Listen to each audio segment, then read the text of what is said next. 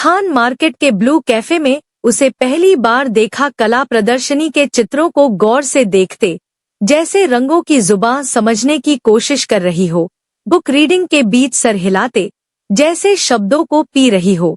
तब उसकी गंभीरता और आत्मविश्वास उसके व्यक्तित्व से बिल्कुल मेल खाता नहीं लगा। शहद सी गहरी सुनहरी भूरी आंखें, बाएं गाल पर पड़ता गहरा सा गड्ढा, सुर्ख लाल रंग की लिपस्टिक और ऊंची एड़ी के सैंडल पहने रक्तिम गौर वर्ण की वह लड़की मुझे कुछ अलग सी दिखी। नजर उसके चेहरे पर जाकर चिपक गई। उसे देखते ही मन में ख्याल आया, कमबख्त लुक्स के मामले में कितनी लकी है। ऐसा परफेक्ट और स्लटरी लुक कहाँ देखने को मिलता है। सुबोध साथ होते तो मुझे चिढ़ाने के लिए यही कहते। हो सकता है उनकी बात सुनकर मैंने उन्हें हल्के से चिकोटी भी काट ली होती। मन भी कितना ना समझ होता है। मेरी उम्र क्या अब अपने से आधी उम्र की लड़की से रश्क करने की है। अपने आप पर मुस्कुराते हुए मैं उठी और अपनी किताबें संभालते हुए बाहर आ गई। दिल्ली की ठंड दिन पर दिन सुस्त पड़ती जा रही है। 2-4 दिन धुंध पड़ती है और बिस्तर से बाहर निकलने का टाइमेज बिगड़ जाता है। सुबोध के ऑफिस की सालाना कॉन्फ्रेंस हर साल की तरह इस बार भी मुझे दिल्ली ले आई है। मुंबई वाले ठंड के लिए तरस जाते हैं और मैं तो खासकर दिल्ली आने के बहाने ढूंढती हूँ। इस बार सुबोध की कंपनी ने सालाना कॉन्फ्रेंस के लिए सपत्नीक निमंत्रण दिया तो मैं कहाँ मुंबई में टिकने वाली थी।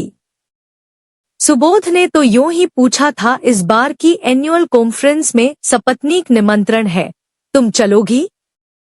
और मैंने झट से हाँ कर दी, यह कहते हुए कि मेरे कौन से बच्चों के एग्जाम है जो मैं नहीं जाऊंगी। मैं साथ चल रही हूँ, पर तुम मेरी तरफ से बेफिक्र रहना, मैं बोर होने की शिकायत नहीं करूंगी। आर्ट गैलरी, कॉफी शॉप और किताबें मेरा मन बहला देंगी, फिर शॉपिंग तो मेरा मनपसंद टाइम पास है ही। सुबोध मुस्कुरा भर दिए। उन्हें पता था कि मेरे साथ चलने का मतलब था कि उनकी ड्रिंकिंग और स्मोकिंग पर मेरी पहरेदारी कायम रहेगी और वो टूर की बदौलत मिलने वाली छूट से महरूम रह जाएंगे। अभी 2 ही दिन गुजरे थे, मेरे पास 2 दिन का वक्त और है। किताबों की सूची में अभी भी कुछ खरीदारी बाकी है, जिन्हें दुकानदार ने कल तक मंगा कर देने का वादा किया है। सोचा कल आऊंगी और कैफे में होने वाली बुक रीडिंग में भी शामिल हो जाऊंगी। सुबोध से तो 8 बजे तैयार मिलना होगा। अगले दिन जब कैफे पहुंची तो सभी कुर्सियां पहले से ही भरी हुई थी। कोने में एक खाली कुर्सी दिखाई दी, साथ की कुर्सी पर वही शहद सी भूरी एक जोड़ी आंखें फिर नजर आई। कुछ अच्छा सा लगा। मैं चलकर वहां पहुंची तो उसने पास पड़ी खाली कुर्सी की तरफ इशारा कर दिया।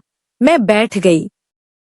हमारी आंखों में कल की आधी अधूरी पहचान की परछाई बाकी थी।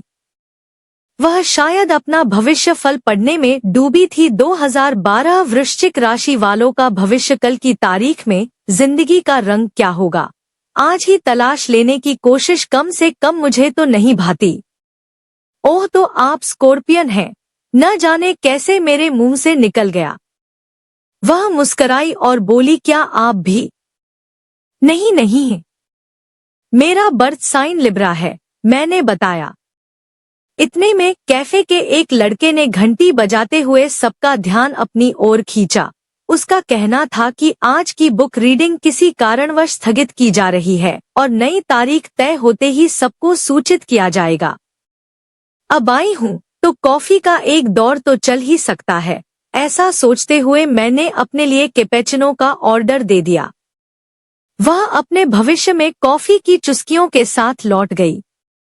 मन में उससे बात करने की चाह जागी, चलो दोस्ती ही करते हैं। मैं उससे बात करने का बहाना ढूंढने लगी। उसका पढ़ना जारी था। बीच बीच में वह दीवार पर लगे चित्रों को देखकर कुछ कुछ सोचने के लिए रुकती। आप चित्रकार हैं? मैंने कॉफी का घूंट भरते हुए पूछा। वह मुस्कुराई पर चुप रही। क्या पत्रकार हैं? मैंने फिर पूछा। उसने नहीं के अंदाज में सर हिलाया और दीवार पर निगाह टिकाती हुई बोली, चलिए बताती हूँ। अगर मैं कहूँ कि मैं हाई क्लास कंपेनियन का जॉब करती हूँ तो आप क्या कहेंगी? कंपेनियन, मैं चौंकी। अब इतनी अंग्रेजी तो आती है कि कंपेनियन का मतलब समझ सकूं। मतलब समझ में आने के बावजूद मैंने दोहराया, कंपेनियन मतलब साथी? सही समझी आप। बस यही मेरा काम है। यह कैसा काम हुआ? तुम मजाक कर रही हो। सच बताओ ना, कहाँ काम करती हो? मैं आपसे तुम पर उतर आई थी। सच ही तो बता रही हूँ, आप शायद समझ कर भी समझना नहीं चाह रही। मैं पुरुषों को कंपनी देने का काम करती हूँ, या यह कह लीजिए मैं उन्हें एस्कॉर्ट करती हूँ। एस्कॉर्ट करना? कंपनी देना? यह कैसा काम है? वह फिर सिर्फ मुस्कुरा भर दी। उस मुस्कुराहट को समझना मुश्किल था। वर्किंग गर्ल तो समझ में आता है, पर एस्कॉर्ट करना या कंपनी देना समझ में नहीं आता। मैं शायद उसे कुरेदने लगी थी। आपकी समझ के मुताबिक मैं शायद कॉल गर्ल हो सकती हूँ। इस बार उसके चेहरे पर मुस्कुराहट की जगह गंभीरता उतर आई थी। मुझे जोर का झटका लगा। मैं पता नहीं कैसा महसूस करने लगी। मुंह में कड़वाहट सी घुल गई। एक पल को हाथ पैर ठंडे पड़ गए। मैं अपने आप को समेटने लगी। मेरी साड़ी के पल्लू का एक कोना जो अभी तक उसके घुटने को छू रहा था, उसे समेटना चाहा, जैसे कहीं कोई गंदगी न छू जाए। हमारे बीच चुप्पी पसर गई। उसकी कमान सी भवें भरी लंबी पलकें, गालों की लाली, होठों के किनारों पर आकर रुकी हुई रंगत, सभी कुछ नकली लगने लगा। वह मुस्कुराई और बोली, मेरा बमशेल लुक अब आपको बुरा लग रहा है न? उसकी आवाज में लिप्त सवाल मुझे फिर चौंका गया। कैफे की दीवार पर लगे आदमकद शीशे में मैंने अपनी शक्ल देखी। क्या मेरा चेहरा इतना बोलता है जो इसने मेरे मन में उठी बात इतनी जल्दी भांप ली? मुझे लगा इस मेज पर बैठने की गलती की। अकेली किसी मेज पर बैठती तो शायद यह दिक्कत पेश नहीं आती। अब एकदम यहाँ से उठना बदतमीजी होगी, पर यह खुद कौन सी शरीफ है। मैंने मन ही मन सोचा। समझ नहीं आया कि तरस खाऊं या नफरत। कुछ भी नहीं सूझा, पर मेरे अंदर की औरत की जिज्ञासा बढ़ गई। पूछ बैठी, ऐसा कैसे हुआ? मुझे विश्वास नहीं होता कि तुम ऐसा काम करती हो। इतनी शालीन, सलीकेदार लड़की ऐसी जिंदगी कैसे जी सकती है? वह मुस्कुराई और बोली, क्यों? आपको मुझ में कुछ बुराई लगती है? अब क्या आपको मुझसे बदबू आ रही है? एम आई स्टिंकिंग? तुम यह काम क्यों कर रही हो? महज पैसे के लिए? क्या पैसा ही तुम्हारे लिए सब कुछ है? मैं इस प्रोफेशन में पैसे और सेक्स के लिए नहीं आई। इसका उन्माद और अनुभव मुझे यहाँ तक खींच लाया। और तुम्हारे ग्राहक? प्लीज इस घटिया शब्द का इस्तेमाल न करें। मैं ग्राहकों से नहीं, क्लाइंट्स से डील करती हूँ। हे भगवान, यह लड़की है या तूफान? मेरी निगाहें उस पर टिकी रही, यह जानने की लालसा में कि वह आगे क्या बोलेगी। पर मैं अपने आप को ज्यादा रोक न सकी और पूछ बैठी, पर कौन किसे चुनता है? मैं अपने क्लाइंट्स खुद चुनती हूँ। क्लाइंट्स आकर्षक पुरुष होते हैं, ज्यादा से ज्यादा 35 से 40 तक के। जैसे एक मल्टीनेशनल बैंक का कंट्री हेड जो अब बहुत अच्छा दोस्त है। बॉलीवुड के एक प्रोड्यूसर को भी कंपनी देती हूँ। एक सॉफ्टवेयर कंपनी का चीफ एग्जीक्यूटिव है। कुछ और भी हैं। उनकी कंपनी के खर्चे इतने बड़े होते हैं कि मैं भी एक खर्च की तरह उनकी कंपनी के खाते में खप जाती हूँ, और उनके लिए मुझे मेरे खर्चे समेत छिपा पाना कोई मुश्किल नहीं।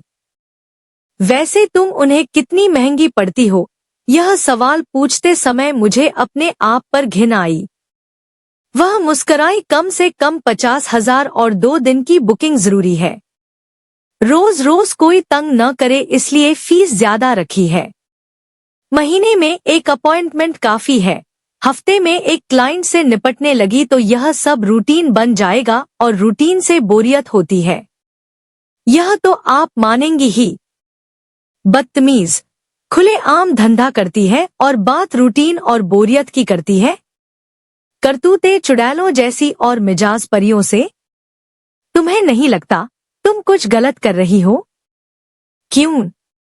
क्या गलत है इसमें? कम से कम इतनी तो हिम्मत रखती हूँ कि जो करती हूँ उसे स्वीकार करती हूँ। मैं अपने क्लाइंट्स के साथ समय बिताने की ही तो कीमत लेती हूँ। लाइफस्टाइल और सेक्स इस पैकेज का हिस्सा है। अपनी इस कामुकता और उत्तेजना को खुद एंजॉय करती हूँ। इसे आप मेरा नशा कह सकती हैं। क्या कभी किसी से मन से नहीं जुड़ी? भावुकता में बहने लगी तो तबाह हो जाऊंगी मैं। मैंने अपने लिए खुद ही रूल बुक बनाई है, जैसे अपने पैसों के लेन देन का हिसाब मैं खुद करूंगी। मन को किसी भी कीमत पर कमजोर नहीं पड़ने दूंगी और किसका साथ देना है यह फैसला मेरा अपना होगा। वह सहजता से अपनी बात कहती रही। इस घटियापन में भी वह चुनने के हक की बात का बखान शान से कर गई। यह देखकर मैं दंग थी। तो चुनती कैसे हो? मैं मिलने से पहले अपने क्लाइंट से खुलकर बात करती हूँ। एक बार की बातचीत में क्या पता चलता है? एक बार नहीं, मैं कई बार बात करती हूँ। ईमेल से बात होती है, चैट करती हूँ, उसकी फोटो मेल पर मंगवा कर देखती हूँ। केमिस्ट्री समझती हैं आप? जब मुझे आदमी की केमिस्ट्री अपने से मेल खाती लगती है तभी उससे मिलने के लिए राजी होती हूँ, वरना वही चैप्टर क्लोज कर देती हूँ और फिर बात खत्म। मैं स्टूपिड चक्करों से दूर रहती हूँ।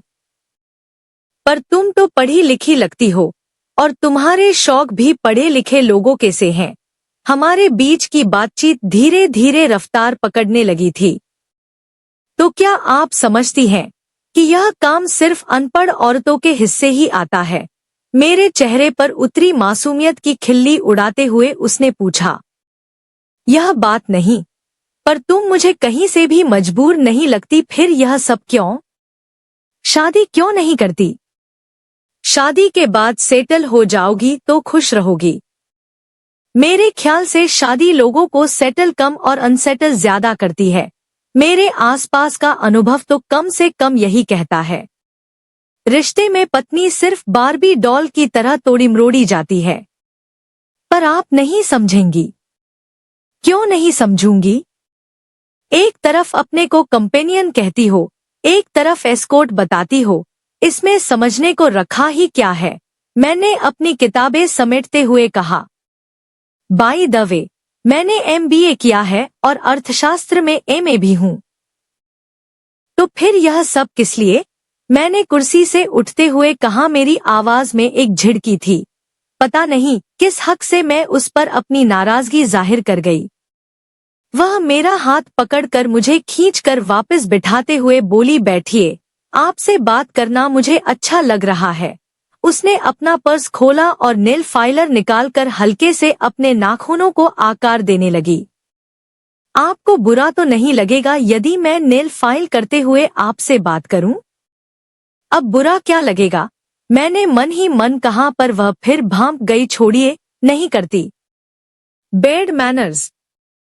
कहते हुए उसने नेल फाइलर वापस पर्स में डाला और अपना विजिटिंग कार्ड निकालकर मेरे कॉफी के खाली कप के पास रख दिया।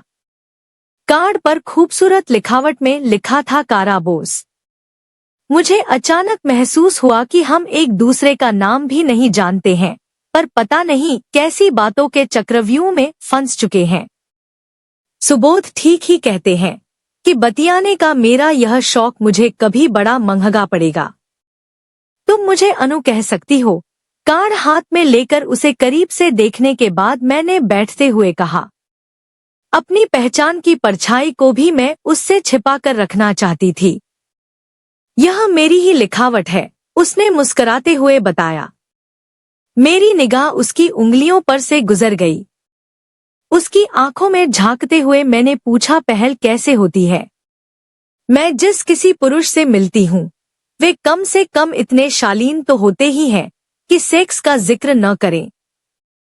अगर सिर्फ सेक्स ही उनके दिमाग पर हावी है तो वे किसी को भी घंटे भर के लिए भाड़े पर ला सकते हैं। तुम्हें नहीं लगता कि तुम जरूरत से ज्यादा नखरे करती हो? आपको ऐसा क्यों लगता है?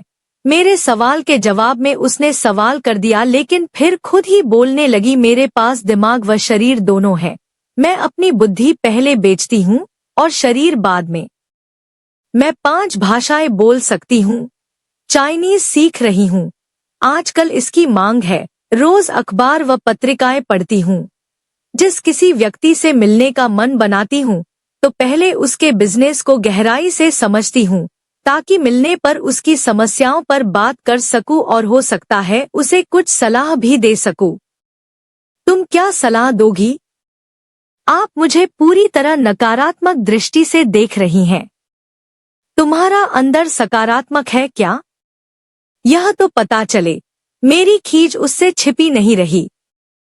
आप मानेंगी नहीं, पर मेरे कई क्लाइंट्स तो ऐसे हैं जो मुझे कई बार दोहरा चुके हैं। तुम्हारी इस शक्ल और शरीर के लिए ही ना? जी नहीं है, अक्ल के लिए। उसने गर्दन ऊंची करके कहा। क्या निरे बेवकूफ हैं जो बार बार तुमसे अक्ल मांगने चले आते हैं? उल्लू का मांस खाते होंगे, गुस्से में मेरे मुंह से निकल गया। जी नहीं, उनमें से ज्यादातर तो वेजिटेरियन हैं। तो क्या तुम्हारे पास प्रवचन सुनने आते हैं? आप जो भी समझें, पर ये सभी अपनी परेशानियों का पुलिंदा मेरे सामने खोल कर बैठ जाते हैं।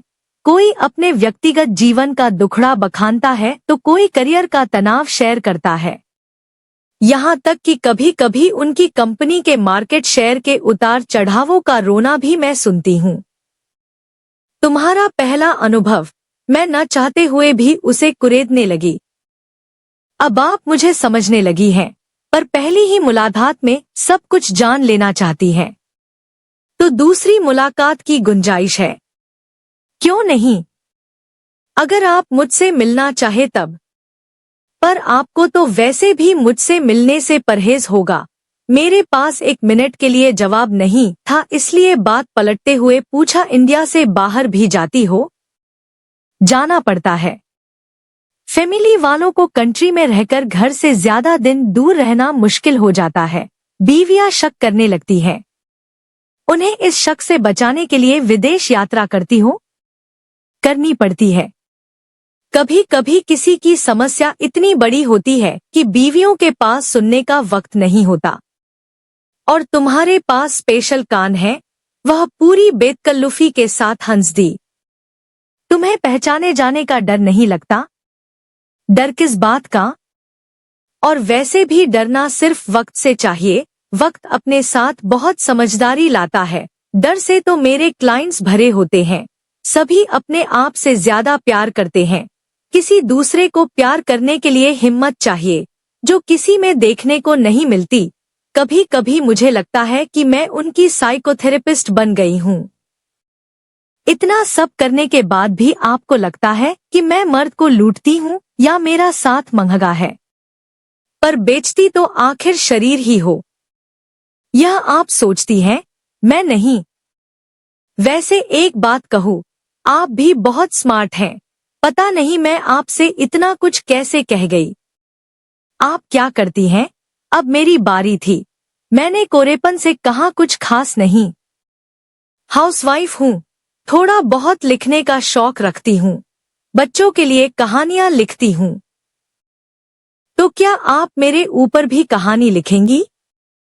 मैं नहीं चाहती कि मेरी कहानी मुझसे ज्यादा पॉपुलर हो जाए।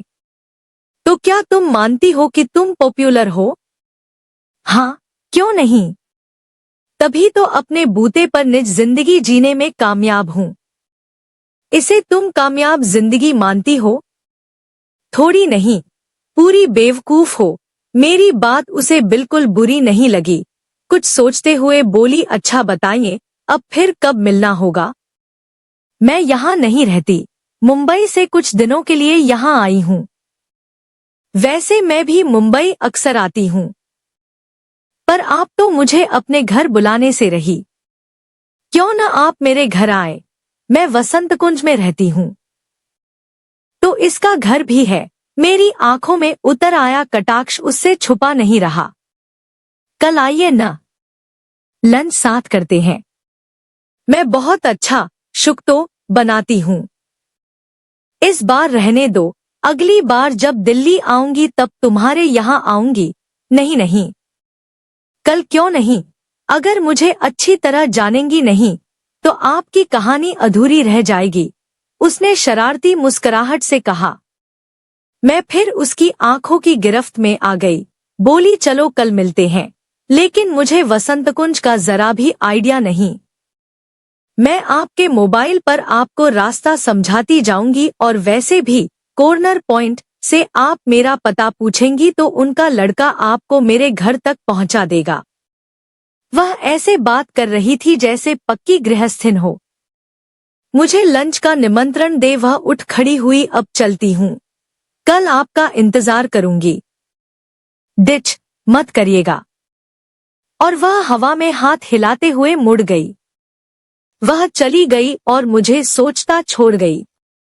टूटती वर्जनाएं और उसका परत दर परत खुलता मन मेरे दिल और दिमाग को बौखला गया।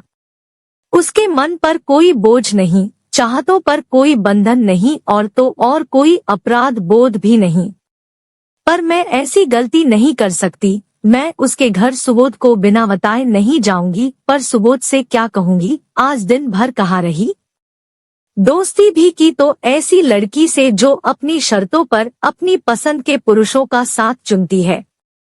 What an achievement! उफ, क्या सोचेंगे सुबोध? तुम्हें दोस्ती करने के लिए ऐसी ही लड़की मिली थी, तब मेरे पास क्या जवाब होगा? इसी उधेड़बुन में उलझी में होटल पहुंच गई। दिमाग थक चुका था, इसलिए लेटते ही सो गई। सुबोध के आने पर जगी तो सुबोध मारे खुशी के झूम रहे थे। कंपनी ने उन्हें मार्केटिंग डायरेक्टर के खिताब से नवाजा था। उनका जोश कारा बोस के जिक्र से कहीं ठंडा न पड़ जाए, ऐसा सोचकर मैंने इस बात को वहीं दबा दिया। वैसे भी मैं कौन सा जा ही रही हूँ जो उसके बारे में बात करूँ। और फिर मैं सुबोध की खुशी में ऐसी शामिल हुई कि फिर रात भर कारा बोस दिमाग में लौट कर आई ही नहीं। डिनर कर कर लौटे तो सुबोध अपने मार्केटिंग डायरेक्टर के मिले तमगे में पूरी तरह डूब चुके थे। करियर में मिली सफलता के सुरूर का असर उनकी चाल से भी झलक पड़ रहा था। मैं कपड़े बदलकर जब बिस्तर पर पहुंची तो सुबोध को नींद आ चुकी थी। आधी रात तो बीत ही गई थी। सुबह आंख देर से खुली। सुबोध न्यूज़पेपर के साथ चाय की चुस्कियां लेते दिखे। आज जितना खुश मैंने सुबोध को कभी नहीं देखा था। मुझे चाय का कप थमाते हुए बोले, सभी अखबारों के बिजनेस पेज पर मेरे ऊपर राइट अप है। अब यह मीडिया अलग पीछे लग जाएगा। आज 10 बजे बोर्ड ऑफ डायरेक्टर्स की मीटिंग भी है। मैं समझ गई, अभी जिम्मेदारियां कम नहीं थी, ऊपर से यह नया प्रमोशन वक्त को लेकर मेरे और सुबोध के बीच खींचतान बढ़ जाएगी। मेरे मोबाइल पर मैसेज बीप बज उठी। मैसेज पढ़ा। लिखा था, लंच पर आपका इंतजार करूंगी। सुबह सुबह मैसेज की शक्ल में कारा बोस फिर प्रकट हो गई। मैं अभी तक सुबोध को उसके बारे में कुछ भी बताने की हिम्मत नहीं जुटा पाई थी। मैंने धीरे से बात शुरू की, आज मेरा लंच बाहर है, तो जाओ ना। Enjoy yourself. मेरा लंच कहाँ है, किसके साथ है? सुबोध ने पूछना भी जरूरी नहीं समझा। मैंने भी अपने आप को समझा लिया। ऐसी क्या गलती कर रही हूँ जो सुबोध को अभी से बताकर परेशान कर दूं? उनसे हर बात शेयर करना जरूरी भी तो नहीं। बच्ची थोड़ी न हूँ जो कोई मुझे बरगला लेगा। भगवान जाने जाती भी हूँ या नहीं। अगर गई तो वहां से लौटकर सुबोध को सारा किस्सा सुनाऊंगी। कड़कती ठंड और धूप का नाम तक नहीं। दोपहर होने तक पता नहीं किस तलाश के पीछे में उसके घर के लिए निकल पड़ी। उसका घर ढूंढने में कोई मुश्किल नहीं हुई। कुछ ही समय बाद में उसके फ्लैट के सामने खड़ी थी। मैंने कंपी के साथ डोरबेल बजा दी। दरवाजा उसी ने खोला। बसंती रंग के सलवार कुर्ते में वह खिली खिली धूप सी लगी। घर के अंदर कदम रखने से पहले की सहरन कमरे में बसे कपूर के अरोमा की वजह से गुनगुनी गर्माहट में तब्दील हो गई। जहां तक नजर गई हर कोना खूबसूरत और सुकून भरा लगा। पल भर में जैसे मैं सारी दुनिया घूम आई। अच्छा, तो तुम आर्ट कलेक्टर भी हो? उसकी पेंटिंग्स के कलेक्शन को देखकर मैंने पूछा। मैं कुछ इकट्ठा नहीं करती, पर हाँ, पेंटिंग मेरा शौक है, उसने गंभीरता से कहा।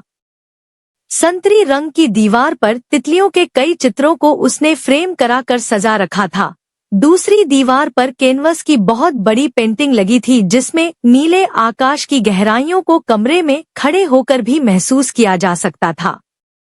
मुझे उन्हें निहारता देख वह बोली, ऑरेंज कलर को मैं मजबूत और गर्म गुनगुने रंग की शक्ल में देखती हूँ, और तितलियां मुझे रंग और खुशबू के एहसास से भरती हैं। और नीला रंग? नीला रंग मुझे शांति और सुकून देता है।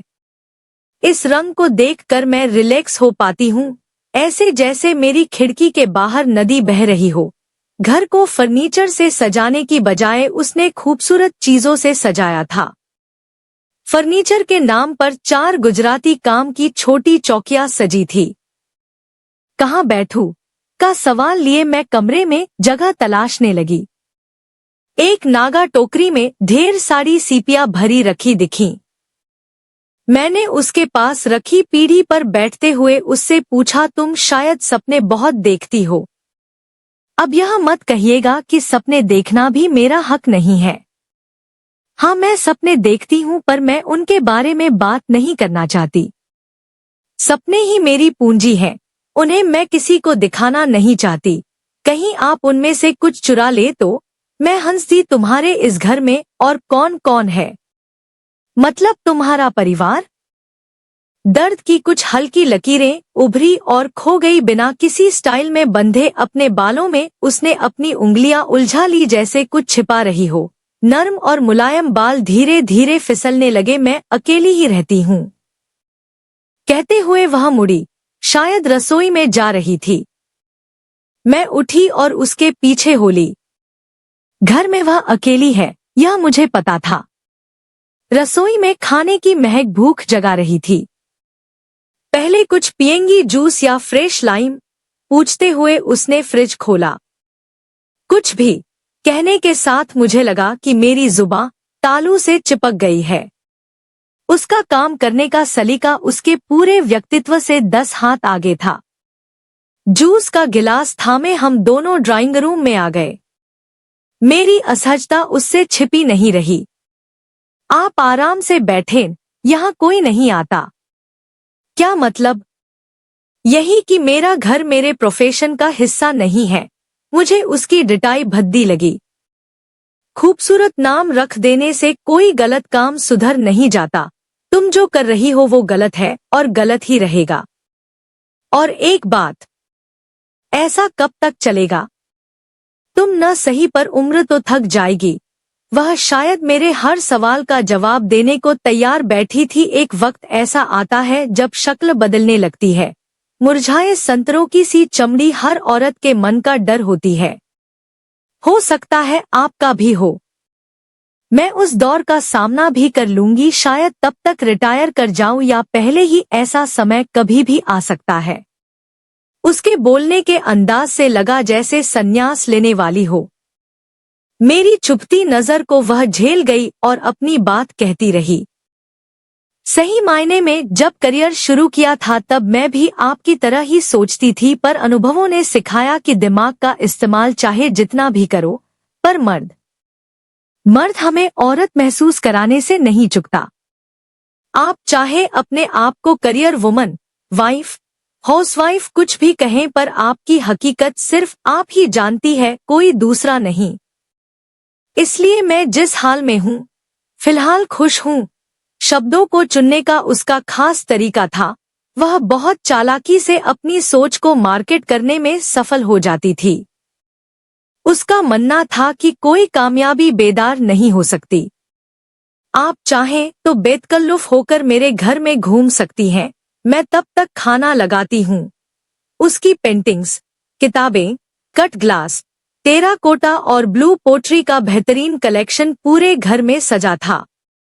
कमरे में सजी किसी चीज से बेवजह टकरा न जाओ, इसलिए छोटे छोटे कदम लेती मैं इधर-उधर टहलती रही और उसकी बातें भी सुनती रही। म्यूजिक सिस्टम पर एक नशीली धुन बज रही थी। उसके पास कोने में क्रिस्टल के एक बॉल में ढेर सारे रंग बिरंगे चिकने पत्थर पड़े थे। उन पत्थरों के साथ पड़े थे कई विजिटिंग कार्ड्स। मुझे विजिटिंग कार्ड्स रखने का यह ढंग बड़ा अजीब लगा। थोड़ा झुक कर देखा तो उन पर छपे कुछ नाम बड़े वजनदार लगे। जाने अनजाने मेरा हाथ उनकी तरफ बढ़ गया। कुछ ही कार्ड्स ऊपर नीचे किए होंगे कि एक कार्ड पर जाकर मेरी नजर अटक गई। मैं ठंडी पथराई आंखों से कार्ड को देखती रह गई। तभी उसने मुझे खाने की मेज से आवाज दी, अरे आप क्या देखने लगी? वह मेरे क्लाइंट्स का कोना है। सभी विजिटिंग कार्ड की शक्ल में यहाँ रहते हैं। उन्हें वहीं पड़ा रहने दीजिए। मैंने कार्ड को उठाकर अपनी साड़ी के पल्लू में छिपाया और लड़खड़ाते हुए डाइनिंग टेबल तक पहुंची। कहा, सुनो, मैं अब चलती हूँ। खाना फिर किसी दिन खाऊंगी। मैं बड़ी मुश्किल से सिर्फ इतना ही कह पाई और दरवाजे की तरफ बढ़ गई। मेरा दर्द से निचुड़ा चेहरा देख वह वहीं थम गई। कांटों की तरह कई सवाल मेरे दिलो दिमाग पर एक साथ उगाए, पर मैं उनका जवाब पाने के लिए वहां रुकी नहीं। उसके दरवाजे से बाहर निकलते ही ठंडी धूप की रोशनी में मैंने चुरा कर लाए गए कार्ड पर छपा नाम दोबारा पढ़ा, सुबोध राय चौधरी। कार्ड की छपाई बहुत ताजी लगी। सुबोध की महक अभी तक कार्ड से अलग नहीं हुई थी, पर मैं सुबोध से एक ही झटके में कट गई। अपने घर को संजोने के लिए कितने जतन किए। सुबोध से जुड़ी मेरी आस्था और विश्वास और मेरी इच्छाओं और संकल्पों की शक्ल में पिछले 25 सालों से मेरे अंदर कितने ही रूपों में पलता रहा। मेरे हिस्से आई इस हार का न मैं गला घोंट सकती हूँ और न ही स्वीकार कर सकती हूँ। अपनी कहानी के लिए किरदार ढूंढने निकली मैं खुद एक किरदार बन गई।